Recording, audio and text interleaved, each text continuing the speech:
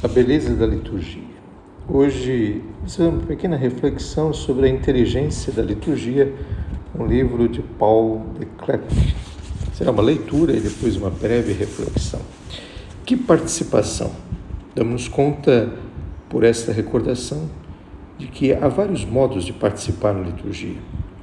O que é favorecido pelo movimento litúrgico não consiste em estar presente e rezar à sua maneira, mas em participar na ação que se celebra, ou seja, em fazer desta uma ação comum.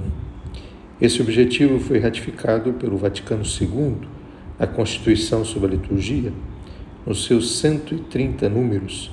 O tema da participação consciente, ativa e frutuosa, número 11, retoma umas 10 vezes. O termo ativa, em latim atuosa, merece de fato atenção. Não podia designar uma atividade qualquer. É participação confundida com agitação. Mas a participação na própria ação litúrgica.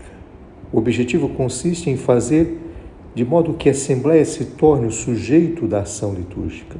Isso supõe que a Eucaristia, por exemplo, já não é considerada como a missa do Padre, na qual ele permite aos leigos tomar parte de forma gentil, mas como ação de toda a Assembleia celebrante. Não é que todos tenham de se fazer de padre. A celebração é o resultado da cooperação de numerosos serviços e ministérios. O acolhimento, a decoração, a música, o canto, a proclamação da palavra, a oração. Todos têm por objetivo permitir à Assembleia entrar na ação litúrgica para dar a glória de Deus e a salvação do mundo. Isso supõe, portanto, dizê-lo claramente, uma outra concessão de igreja diferente do que os cristãos do Ocidente herdaram nos últimos séculos. Não foi em vão que o último concílio consagrou os seus esforços principais à igreja e à inteligência de seu ministério. As igrejas, na sua maior parte, refletem uma igreja partida em duas: leigos na nave, sacerdote no santuário. Se hoje as igrejas são construídas de um modo diferente, não é para fazer um modo moderno. É porque as estruturas arquiteturais correspondem melhor ao que é a igreja. Um povo que recebe a sua unidade, da unidade do Pai, do Filho e do Espírito Santo. Mas basta evocar essas perspectivas para darmos conta de que carregamos com uma pesada herança. Ao olharmos para a história, as decisões litúrgicas do Vaticano II surgem como um projeto vasto e de longo fôlego. Certos espíritos recepcionados pelas reformas viram nelas reforminhas, mas as reações que elas provocaram, sobretudo a dos integristas, por justificadas que sejam, mostram bem que elas são apenas a parte visível de um iceberg. Bom, penso que esse texto, a leitura não muito boa, mas como ponto de reflexão, é necessário a gente mudar a nossa mentalidade, mudar o nosso modo de agir. A agitação, parece que isso evoca a nossa participação, né? Uma assembleia que bate palma, que canta, que louva. Parece que a gente acha que participar não é isso, participar. Isso é uma plateia, esse é um modelo que a gente tem de Silvio Santos, Chacrinha e outros. É um modelo televisivo que tem um único foco, né?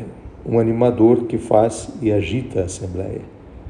Não, a participação quer dizer que nos vários ministérios tudo cria-se unidade, desde a música, desde a oração, desde as leituras, desde o ambiente. Mas o que faz essa unidade? É a palavra. O Evangelho refletido, meditado, alinhado de fato no pensar de Deus, que conduz aquele que preside, aqueles que cantam, aqueles que fazem a leitura, aqueles que organizam o ambiente, a estarem unidos, a formarem de fato um corpo. Esse é o grande desafio. Achamos bonito a agitação. Aí se tem um lugar que a gente faça um monte de gestos bizarros, exóticos, a gente se acha, que aquilo ali é o paraíso. Não, aquilo ali, de fato, é um surto psicótico. Se não há equilíbrio interior dentro de nós, toda essa coisa, de fato, cria uma âncora, cria um equilíbrio. E a gente precisa disso. Agora, se há um equilíbrio interior, a gente encontra, de fato, essa sinergia de um movimento unido, comum. E isso é libertador. Isso é uma desobstrução.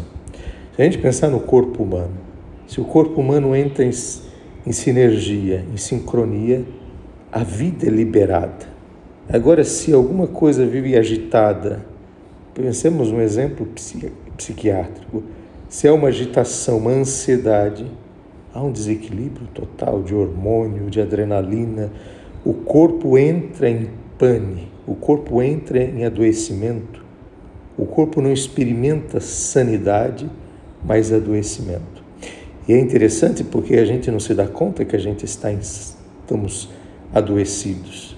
E aí no mundo externo a gente encontra alguma coisa totalmente caótica, a gente faz uma âncora, encontra um equilíbrio e aí a gente acha que tudo isso é uma coisa boa. Não, isso tudo está demonstrando que estamos em pane. É preciso restaurar a sinergia, é preciso restaurar a unidade, é preciso restaurar um ambiente sanador ou desobstruidor, desobstruidor para que a vida seja liberada. Eu penso que se a gente consegue alcançar um ponto de unidade, mas isso não é uma unidade construída, alinhada de forma racional, mas de uma percepção, de uma ligação que de fato é interior. Se a gente consegue criar esse ambiente sinergético, a gente cria um espaço, mesmo que curto, mas que sana as pessoas, que libera as pessoas de suas culpas, de seus medos, de seus surtos, para experimentar ou sentir o respiro da vida, que de fato fará toda a diferença e muitas vezes irá provocar na pessoa uma transformação. Ou seja, sentir um ambiente que sana, que desobstrui, cria na pessoa um impacto de perceber que a sua vida está obstruída, a sua vida está adoecida. De fato, não é uma coisa só racional, mas é uma movimentação interior. Então, penso que esse é o grande desafio nosso, que nasce sempre da palavra. Tanto o cântico, como os ministros, como todos aqueles que vão exercer ali a sua função, precisam ter como ponto, como eixo, o Evangelho. Porque é ele que vai fazer com que haja esse encontro, que não é programado racionalmente, mas que é o próprio Senhor que aciona todos os órgãos para se manifestar corporosamente como algo místico, algo sanador, algo vital para a vida.